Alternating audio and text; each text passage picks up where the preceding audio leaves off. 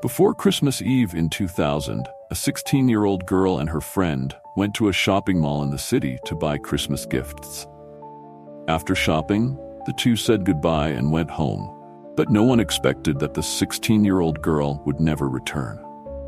This is one of the cases with the largest scale search and most manpower-intensive investigation in British criminal history. The crime scene is located in Leeds, the geographical center of the United Kingdom. This is the third largest city in England and has the second largest economy in the United Kingdom after the capital London.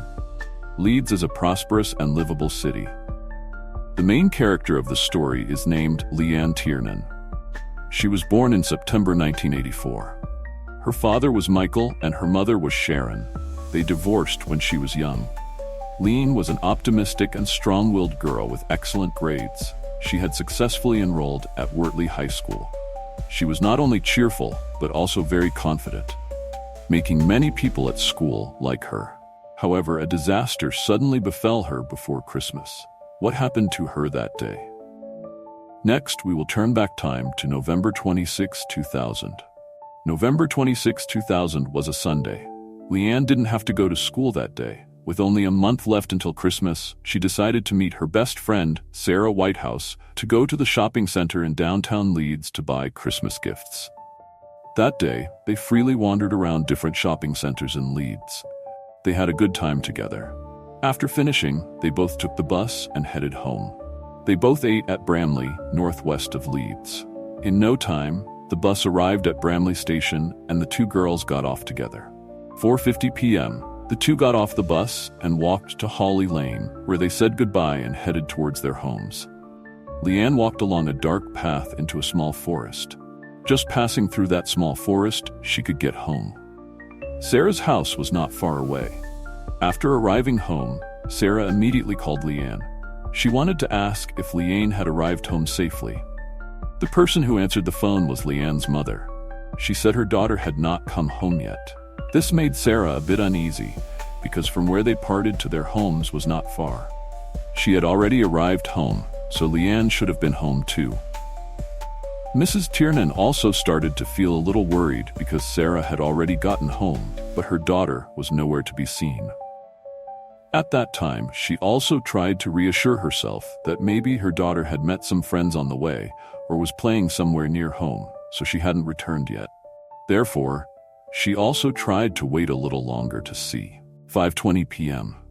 30 minutes had passed since the two girls parted. LEANNE still hadn't come home. Normally, if LEANNE met some friends on the way home or decided to go somewhere unexpectedly, she would call home to inform so as not to make the family worry. But today she didn't do that. Worried about her daughter, Mrs. Tiernan immediately called LEANNE's mobile phone. Strangely, the phone rang for a while, then hung up. She called back several times after that, but encountered the same situation. Why did the girl do that? It was very unusual. 7 p.m. Not seeing her daughter return, fearing that something had happened to her, she decided to report her daughter's disappearance to the local police. The police then immediately began the investigation. After the police received the report, they immediately sent investigators to LEANNE's house. After hearing the initial descriptions from the mother, the police decided that action was necessary. So they planned to conduct a search focused around LEANNE's house, starting from where the two girls parted ways to home. On the way home, the girl had to pass through a forest called Holy Gill. It was a wasteland full of dense trees. This was likely the place where the disappearance occurred. They mobilized more than 200 police officers and volunteers that night to conduct a thorough search throughout the forest, trying to find LEANNE and any traces left behind.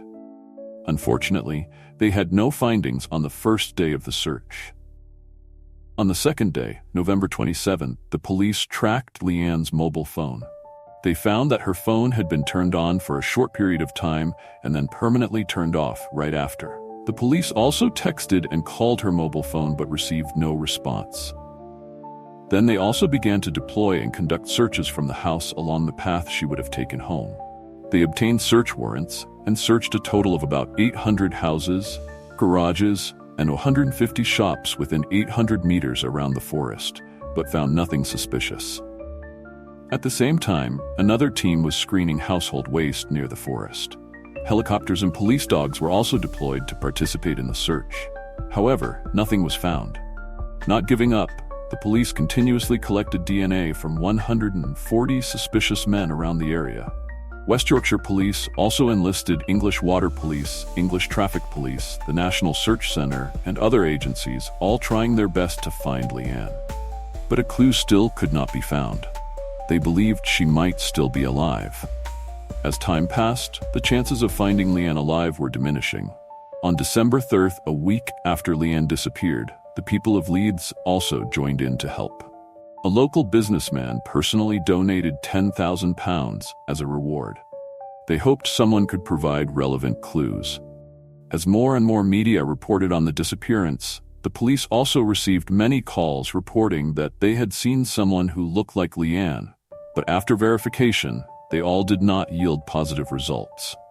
Leanne's parents agreed to be interviewed by the media. They publicly thanked the public for their support and help. They said the family had never given up searching and always hoped Leanne would return soon and safely.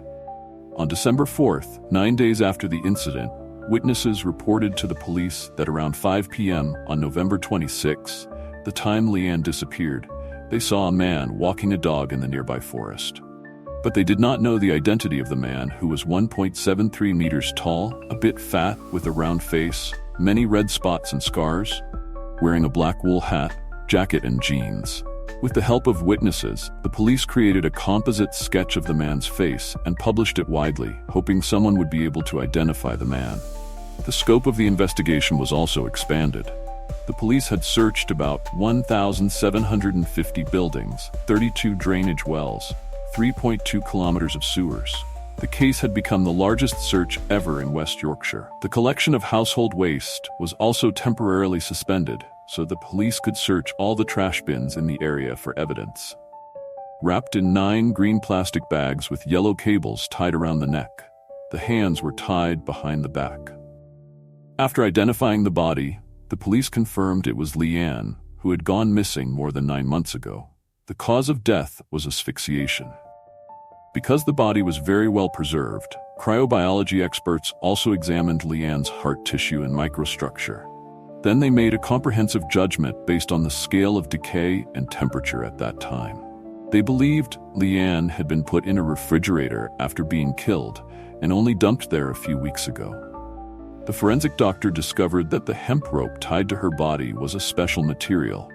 The rope was produced by a company based in Devon, and only a small batch was sold to the mass market, usually used to make rabbit traps.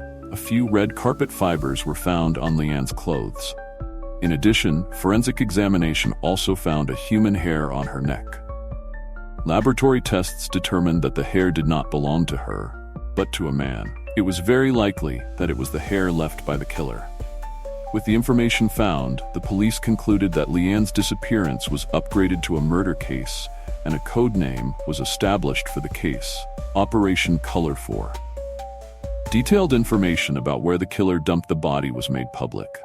Anyone suspicious in the vicinity or who encountered someone frequently visiting the area above must contact the police immediately. After that, the police received clues from many different sources. They also collected DNA from about 200 people, and one of the suspects had caught the attention of the police.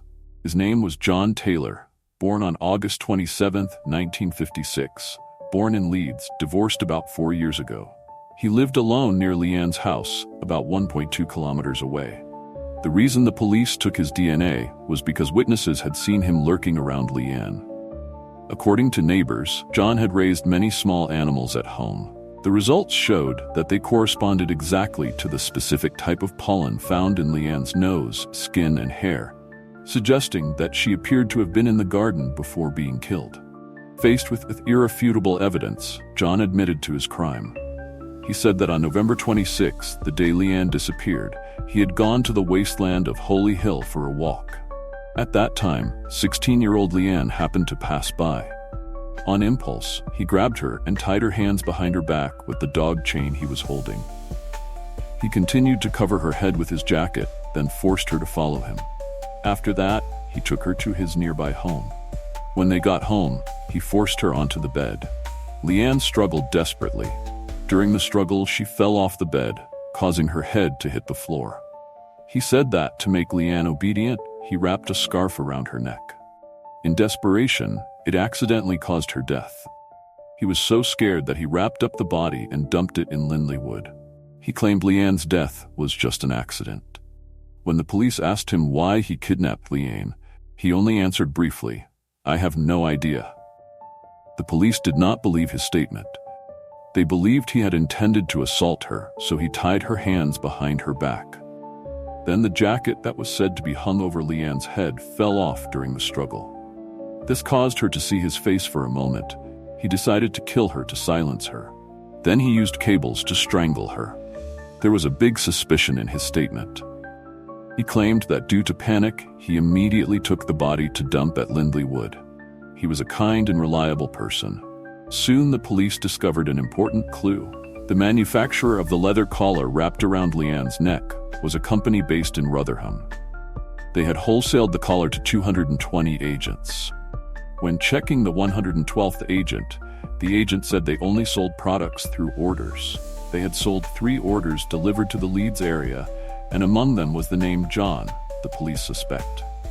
Not only that, the police also discovered that the yellow cables on Leanne's neck and hands were produced by an Italian company. The company said that 99% of yellow cables were sold to Royal Mail. This is a multinational express delivery and character service company of England. Royal Mail has a subsidiary called Parcel Force Worldwide, and the suspect John was an express delivery employee working for the above subsidiary. Is this just a random coincidence, or not? When the DNA results of the suspect's lab were released, the case became clearer. It turned out that John's DNA matched the DNA extracted from the man's hair found on Leanne's body. The police also learned that there were some peculiarities particularly related to the evidence at the crime scene to a certain extent. On October 16, 2001, nearly 2 months after Leanne was found, while collecting some evidence, the police arrested John. They immediately sealed off John's garden and the wasteland behind his house. Investigators found 3 large refrigerators at John's house, some yellow cables and green plastic bags similar to those tied around Leanne's body. Finally, the police found a few carpet fibers left on a nail on the floor. After analysis, it was found that those carpet fibers matched the carpet fibers found on Leanne's clothes. Pollen experts collected samples from John's garden and analyzed them in the laboratory. But the information the police had was that Leanne had been put in a freezer for a long time before being dumped at Lindley Wood. This was completely different from his statement. On February 15, 2002, more than a year after the incident occurred, the trial was held at Leeds Crown Court. John admitted to the court that he had kidnapped Leanne, and a preliminary hearing was held afterwards. John was remanded in custody pending the next trial. On July 8, 2002, 5 months after the preliminary hearing, John admitted to murdering Leanne in court. Afterwards, the court sentenced the defendant John to life imprisonment. Detective Superintendent Chris Gregg, who was in charge of the case, said, "We're not saying this is the first major crime he's committed. We feel that the way the murder was carried out had been planned beforehand, as well as the way he concealed and disposed of the body had been calculated in advance. We cannot rule out the possibility that he has killed before." Due to John's professional manner, the police thought that this might not be his first offense. Therefore, they decided to identify and reinvestigate unsolved sexual assault cases that had occurred in the vicinity of the wasteland before. After tireless efforts by the police, they found that the characteristics of the perpetrator in 2 cases matched him. On October 18, 1988, a 32-year-old woman was on her way to pick up her child from school. When passing through Holy Gill Woods, she was attacked by a masked man with a knife who forced her to have sexual intercourse. On March 1, 1989, a 21-year-old woman was at home when a strange man broke in and forced her into the bedroom. He also wore a mask, carried a knife, and forced her to have sexual intercourse. Evidence from both cases at that time was still preserved. After analyzing and comparing DNA, the police identified the perpetrator of the two cases as John. On February 2, 2003, faced with the evidence, John pleaded guilty to the two old cases in court. Afterwards, West Yorkshire police reinvestigated more than a dozen unsolved old cases, including 5 murder cases believed to be related to John. They asserted that he could be a serial sexual attacker over the past 25 years. John Taylor was sentenced to life imprisonment, again with no possibility of parole. He will spend the rest of his criminal life in prison. On September 28, 2001, Leanne's family held a funeral for her. It should have been her birthday, but she would forever remain 16 years old. Being cautious of others is very necessary when women are alone. Remember to be vigilant because dangers often appear unexpectedly. Today's video ends here, and see you in the next cases. Goodbye.